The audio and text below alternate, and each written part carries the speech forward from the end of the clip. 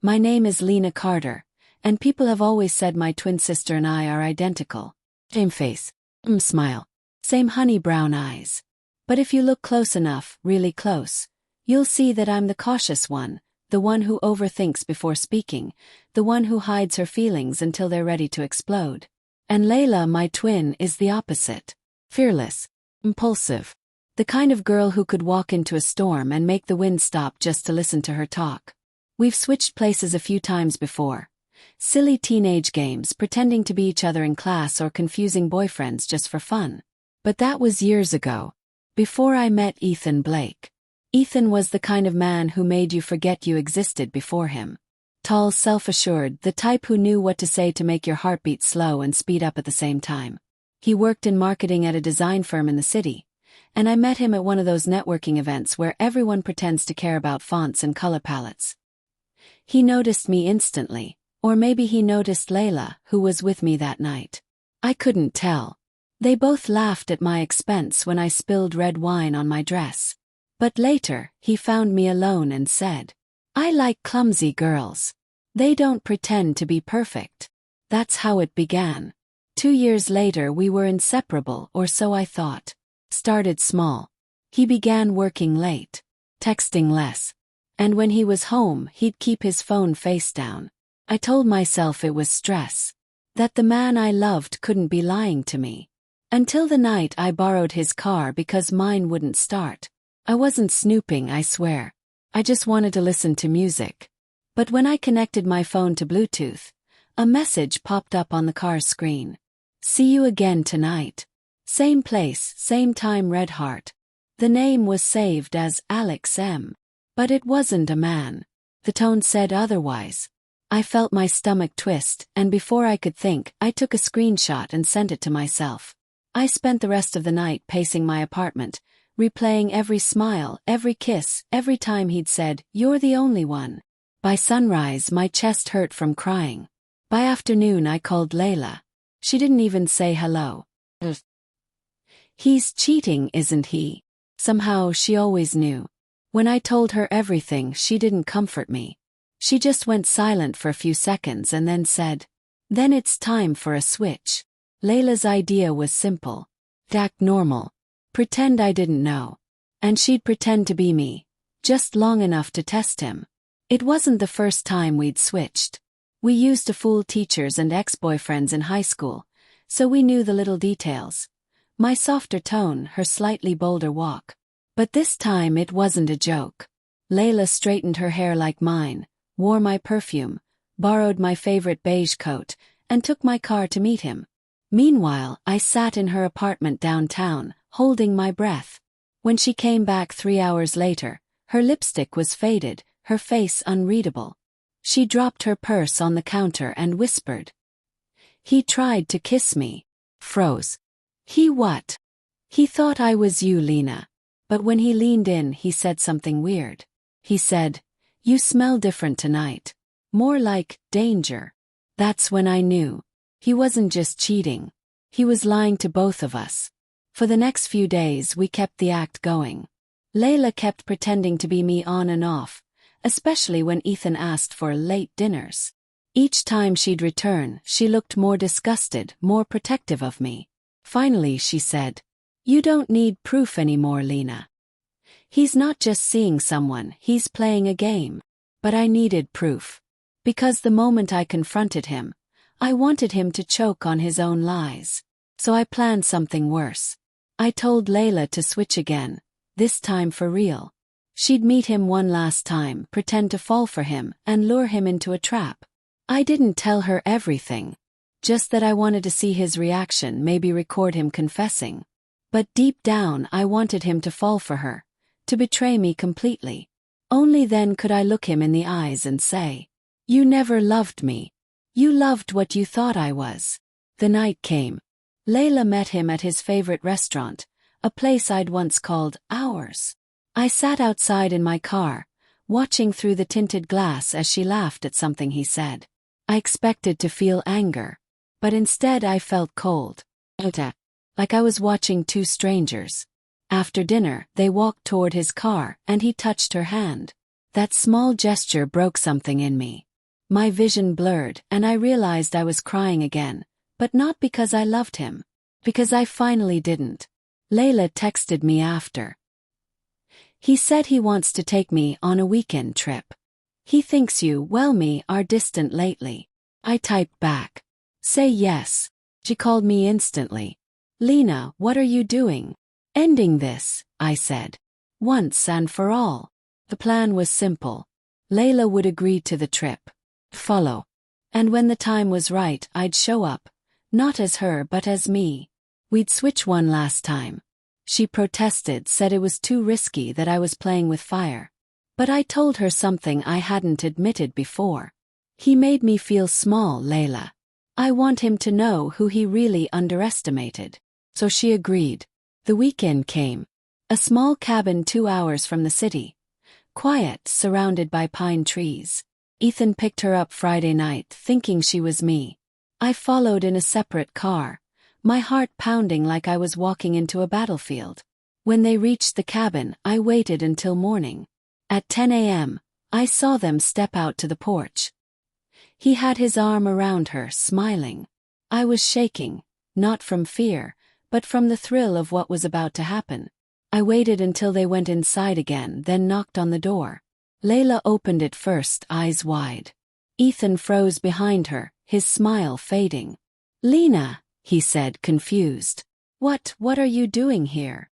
I stepped forward, calm as ice. Funny question. I could ask you the same.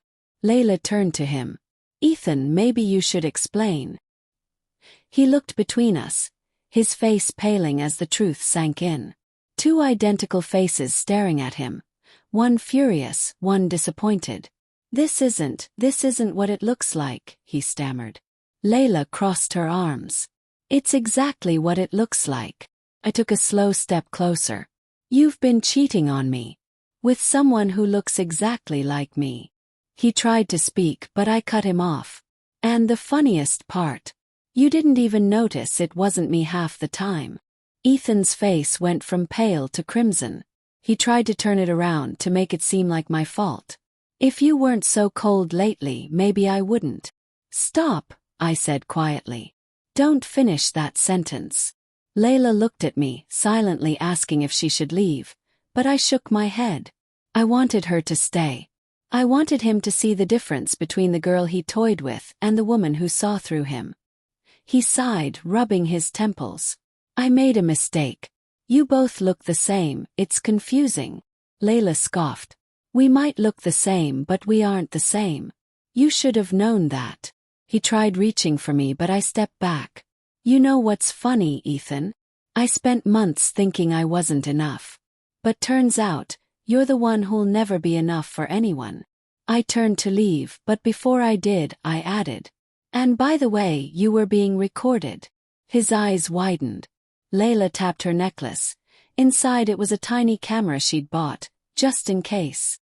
Smile, she said sweetly. You're about to go viral. We left him standing there, speechless. As the cabin faded behind us, Layla laughed for the first time in weeks. You know, that was satisfying. You think? I said, wiping a tear. For the first time I felt light. Free.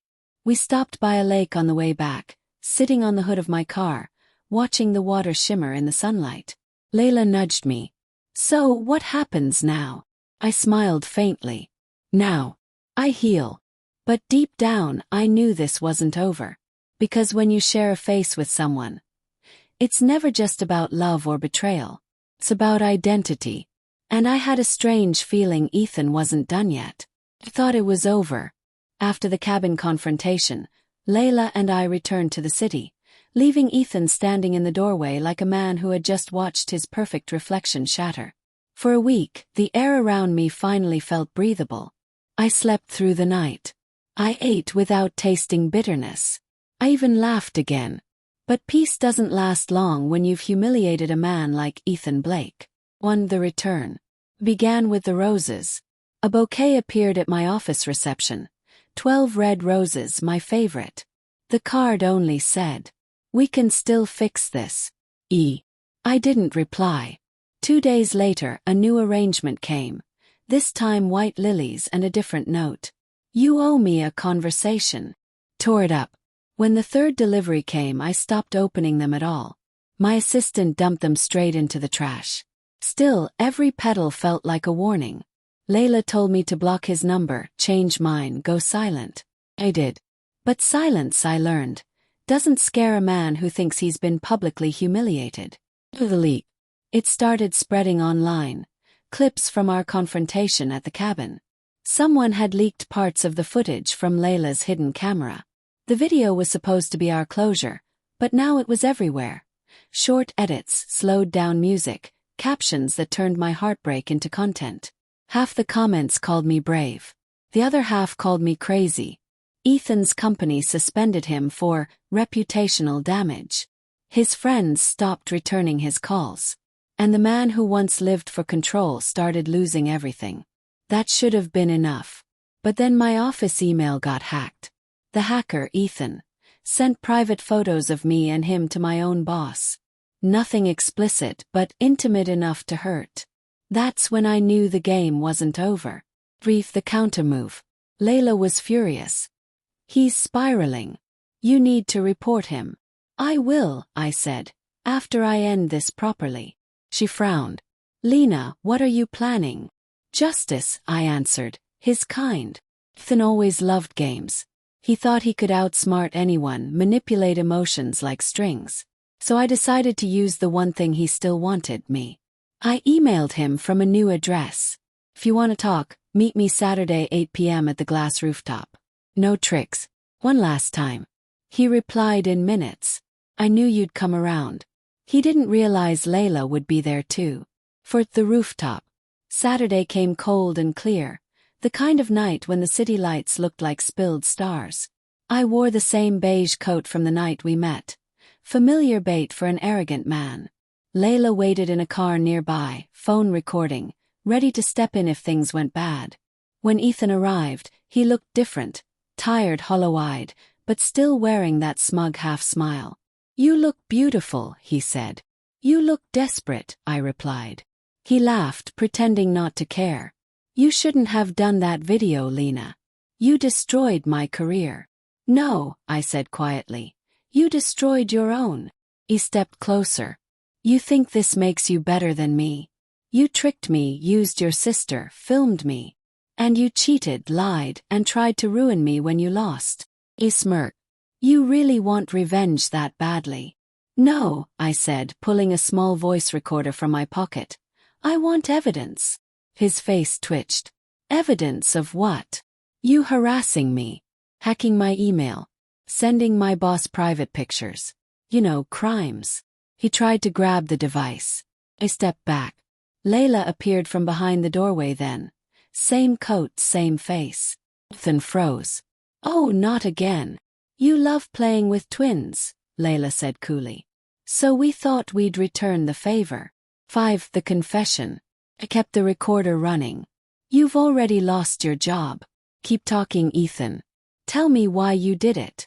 His jaw clenched. Because you made me look weak. Because everyone laughed at me. You humiliated yourself. He pointed a finger. You think you can ruin me and walk away. Made you. I can destroy you. That was it, the confession. The final proof. Layla caught it all on her phone, backup angle, clean audio. Smiled. You just did. For the first time, panic flashed in his eyes. You're not going to the police with that. Actually, I said, stepping aside. They're already here. 2 officers stepped out from the elevator behind him. Layla had called them minutes before we met. Just in case. They'd been waiting, listening to the live feed through her phone. Ethan turned pale. You set me up. No, I said softly. You set yourself up. I just pressed record. The officers read him his rights while he kept staring at me. Half hatred, half disbelief. 6. Aftermath. The arrest made headlines. Marketing executive accused of cyber harassment and defamation. He pleaded guilty to avoid trial. Community service, restraining order, permanent stain. I deleted every message he'd ever sent. Every picture. Every trace. For the first time I looked in the mirror and saw myself. Not half of a twin, not someone's girlfriend, not a victim. Just Lena. Layla and I took a short trip afterward. To the coast, where the ocean erased footprints before the next wave hit. We watched the sunset from a cliff, the salt wind tangling our hair. "You got your revenge," she said quietly. "How does it feel?" Thought about it. "It doesn't feel like victory," I admitted. "It feels like closure." Layla smiled. "That's the same thing." 7. The final message. Weeks later I got a letter. Not from Ethan but from his lawyer. A formal apology, signed and sealed, part of his plea agreement. "I'm sorry for everything. Hope you find peace." I folded it once, then dropped it into the sea the next morning. The paper drifted, soaked, sank slowly beneath the surface. Layla watched silently. "You sure you don't want to keep it?" "No," I said. "He doesn't deserve to be remembered." She linked her arm through mine. "Then what now?" I looked at the horizon where sunlight met water. "Now," I said, "we start new stories, ones where no one confuses our faces ever again." Epilogue. A month later, a package arrived at my apartment. No return label, just a plain envelope inside. It contained a single Polaroid. Me and Layla laughing on the beach, taken by a stranger who'd asked to snap our photo. No note, just the image. For a second, I wondered if Ethan had sent it, some last attempt to haunt me. But then I realized, the handwriting on the back, tiny and neat, was Layla's. "You deserved a happy ending." Well, smiled. Because this time, the story ended with me still standing, still whole, still unafraid.